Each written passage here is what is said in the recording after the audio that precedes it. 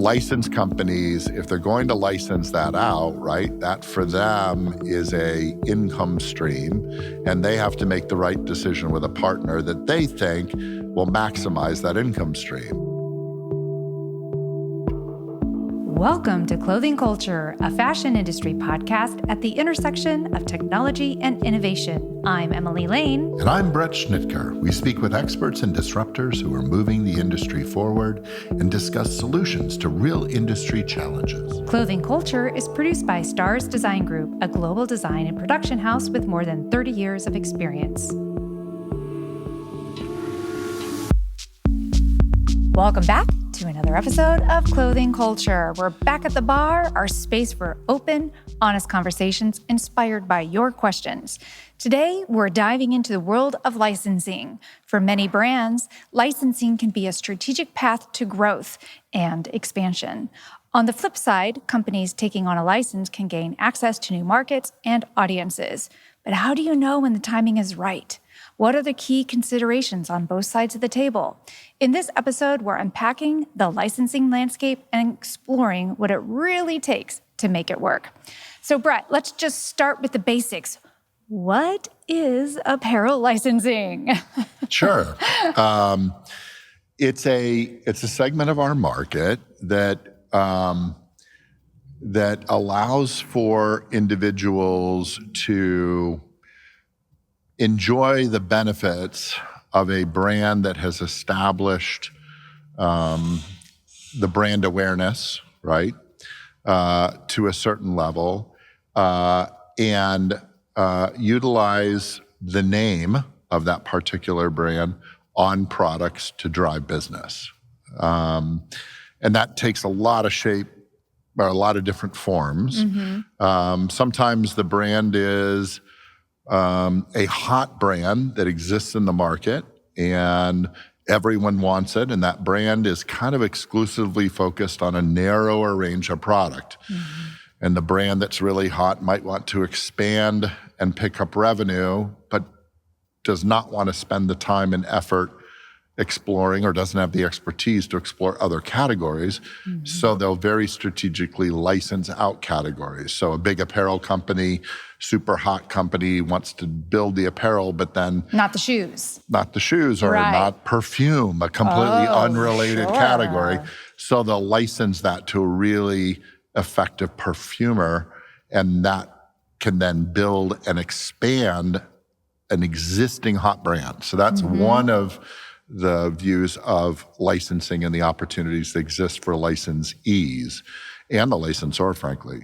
There's another view of a licensee, licensor opportunity when a brand has either hit peak or is post-peak. It's gone through its explosive phase, it's maxed out of a ton of product, and it's now sort of either post-peak or way post-peak. That brand wants to then expand into every category, make as much money as they can before the brand eventually kind of just dies, right? Mm-hmm. Sometimes brands have a life cycle. And so a brand that has sensed that they have milked the brand for everything it can be, and it ends up being post-peak, they'll aggressively brand a number of different, or license a number of different categories just to bring in a ton of revenue before they lose that demand cycle.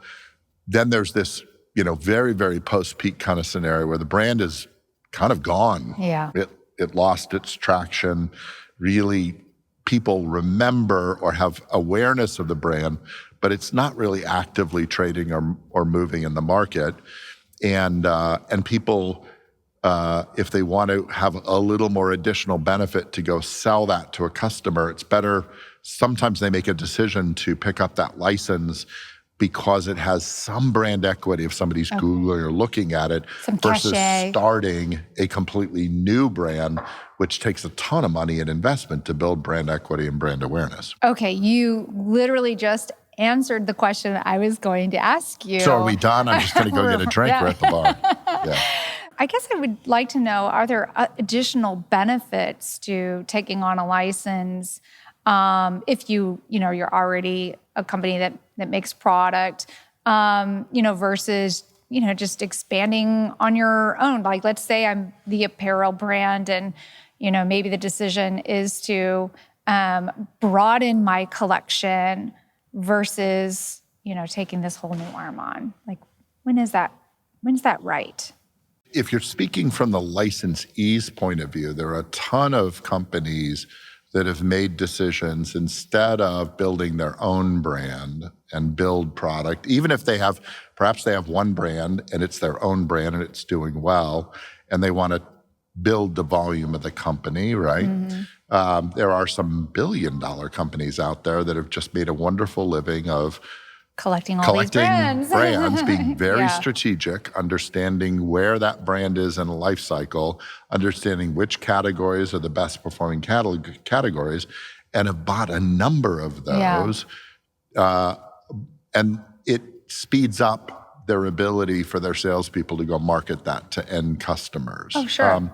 Sometimes it's a strategic conversation where a supplier, a garment company, has a relationship with a large department store, and the department store has confidence and has history with them, but they want to expand business together. And so they find a specific brand that might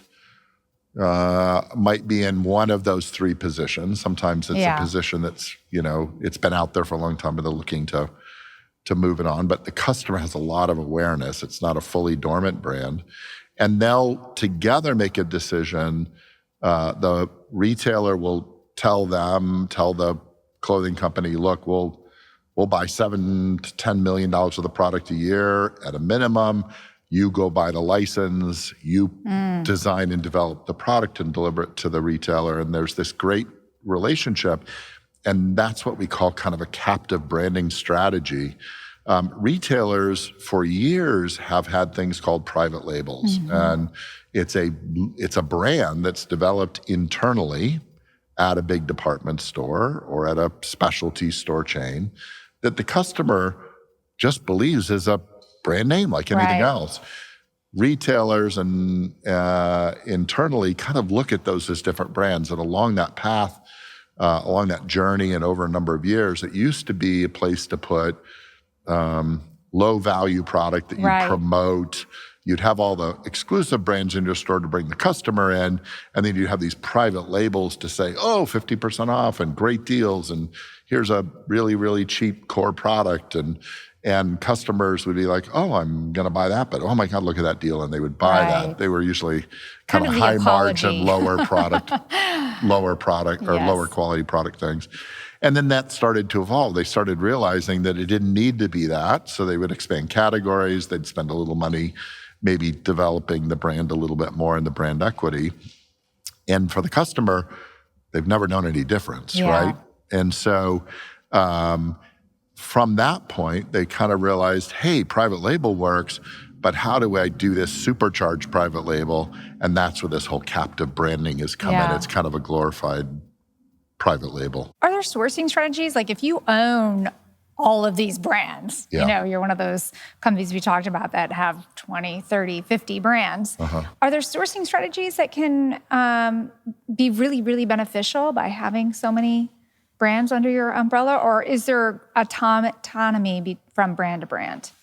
Different companies work differently. I will tell you that if the brands are doing what they should be doing, the licensed brands are doing what they should be doing, they're providing a lot of overall volume to a number of different end-use customers.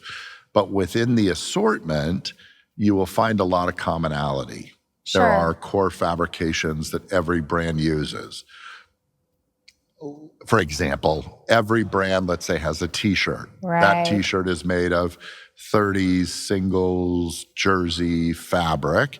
You can, for one brand, you can wash it or acid wash it. For another brand, it can be clear, but the fabric is a core basic. A good strategic company will understand the commonality across all of the licenses within their departments and buy and leverage the volume across all of those for particular fabrications or manufacturing. You could take a basic T-shirt and put different labels on it, wash them different ways, but the overall leverage of that volume helps drive down price and That makes create sense. more profit. You mentioned earlier that in a partnership, a retailer might agree to, buy a certain amount from this license each year, which made me question, in license agreements, are there kind of expectations on what kind of volume you will be providing that brand? Always. Okay. That's their intent anyway. Okay. And therein lies the strength and the due diligence that you need to do when you're looking at a license. License companies, if they're going to license that out, right, that for them is a income stream, and they have to make the right decision with a partner that they think will maximize that income stream. So if it's a relationship where they don't know that manufacturing partner that they're licensing to the licensee, oftentimes carved into a contract is a minimum revenue guarantee. Okay. And so while they get usually the licensor gets a certain percentage or royalty on every piece sold, in addition to that, they set minimum expectations for what that revenue looks like. Mm-hmm. It's not always the overall revenue of a particular license agreement. It's how much money the licensor can expect at a minimum. So simple terms, I want 8% on everything that's sold, yet every year you need to pay me a minimum of $150,000 in royalties, whether or not you do enough volume to do that. How long are these agreements usually in place? I would say an average time should be around 3 years. As you pick up a license, you've got to get everything, you put people together. They usually have evergreen clauses. If you're hitting all your parameters, then the license automatically renews. Mm-hmm. But every licensor has different ways to go about it. They might be testing a licensee and say, hey, I'm going to give you 1 year, and then we're going to renegotiate the contract based upon where I see your volume to be. Sometimes a licensor will have a brand that might not be all that salient for a customer at that particular time. So they'll be open to making more deals, hoping to, generate money in a licensed name that isn't, in serious demand. How does a licensor protect their brand equity or ensure brand consistency? Depending on the licensor, they will have the right to view all the collections up front. So, in typical retail, we have these things called open to buy plans, assortment plans, mood boards, assortment boards, illustrations of what the collections look like. For us, we do full 3D, so you get to see it pretty real, right? And they can have review moments where each and every year they'll take a look and make the approvals generally in flat sketches or 3D design, and the licensee will explain to them what they're looking to do. There are also always overarching minimum requirements for logoing, size, colorations of logos, brand statement kind of things that always are spelled out that they can't deviate from. And so I think this combination of communication between the licensor and the licensee and the understanding and spelling out what needs to happen, what doesn't, keeps that relationship moving down the path. Sometimes, again, if it's a kind of more of a dead brand, they have a general dialogue about what the expectation looks like, but they tend to be a lot more open because it's like, hey, if you can make this brand generate some cash, we're a lot more flexible. When a brand has a lot of cachet and a lot of brand identity, you've got to be that much more of a steward of that, so a customer doesn't come into a store and say, wow, What's that doesn't look here? like that brand. Yeah. What are the risks in licensing, and is there such a thing as over-licensing? Boy, I would imagine there probably is such a thing as over-licensing if you get yourself wrapped up to a lot of minimums and don't have the sales force or the revenue channel to go out and do that. For me, in what we've seen in licensing, the real risk is not understanding the demand. Look, it's the licensor's job and the salesman for the licensor to promote the brand as if it's the best thing in the market, right? Explain through as much detail as they can why a licensee should buy that brand, right? That's their job.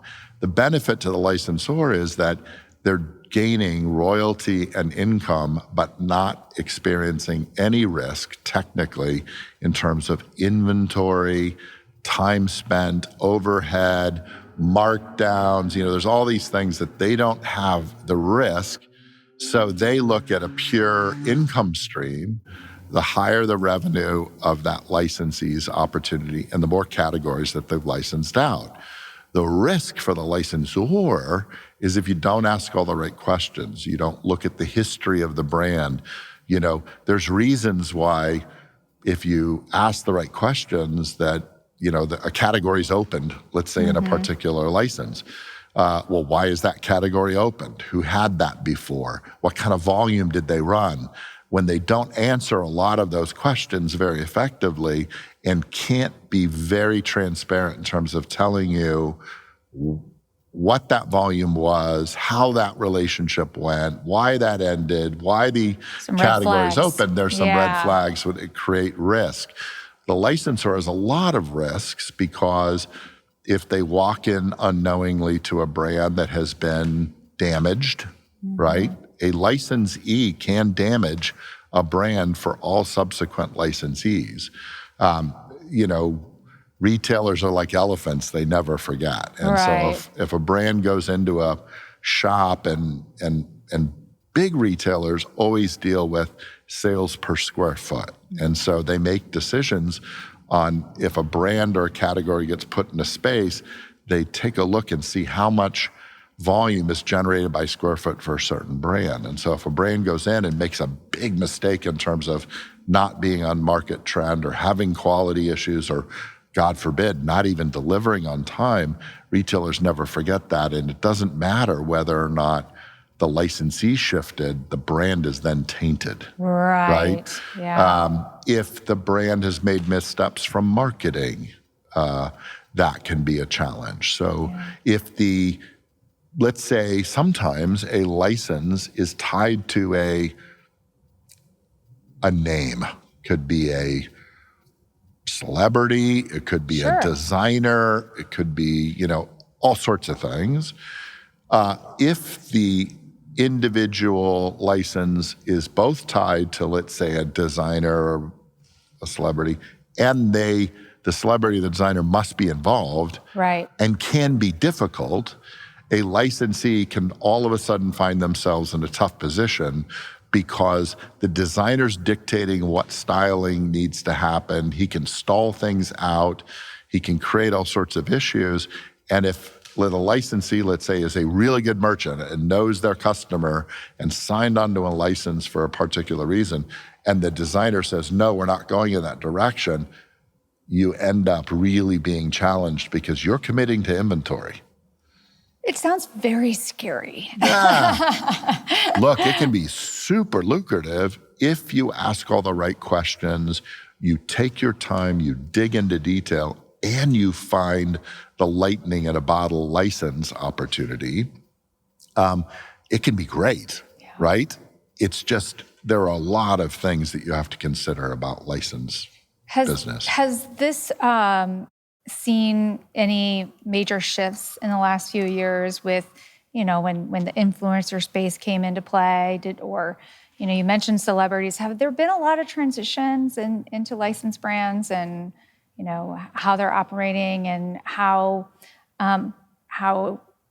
exciting they can or cannot be for someone to take on? Sure. I mean, as business evolves, as we see new opportunities for evolved brands, right? Like you mentioned, influencers. At one point, influencers were thought to be able to drive tons of business because they can put on a garment and all of a sudden that brand explodes or the garment explodes.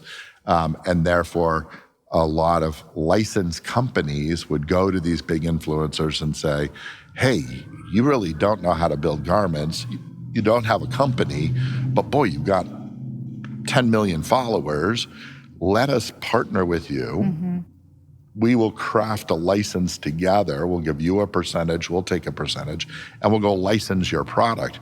What they found was sometimes all of these things would be developed, there would be this massive kind of infrastructure built because the influencer was really hot at the time, and then the influencer makes a major misstep, and the entire system collapses. And so, yes, they've evolved. And there was this period of time where influencers you got really excited to license an influencer's name or a brand, and then people got their fingers burnt pretty quickly when they found out maybe the license wasn't that effective for a particular, influencer. And so that happens. Different markets get hot. Outdoor space, Right.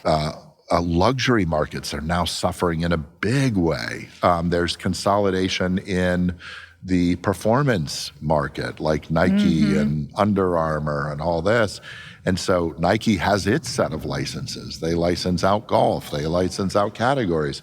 And sometimes they've just flat out cut out license categories because it didn't mean that much to them, only to find now maybe that their volume is going down and they kind of wish they still had that revenue. Yeah, so I would think at some point you could be oversaturating your brand.